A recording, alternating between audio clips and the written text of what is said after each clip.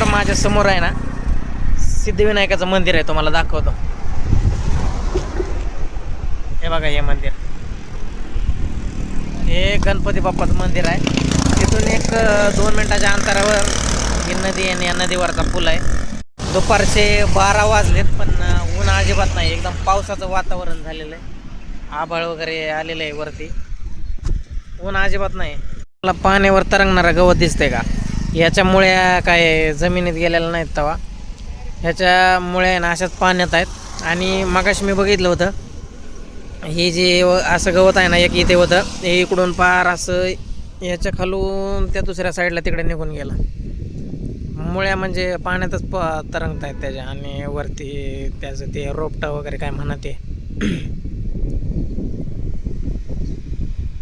हे जे पक्षी आहेत हे बगळे आहेत वाटतं, मासे पकडण्यासाठी इथं उडत आहेत.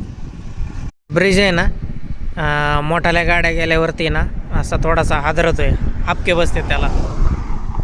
हे बघा आता 4 व्हीलर गेली, थोडे हपके बसले याला.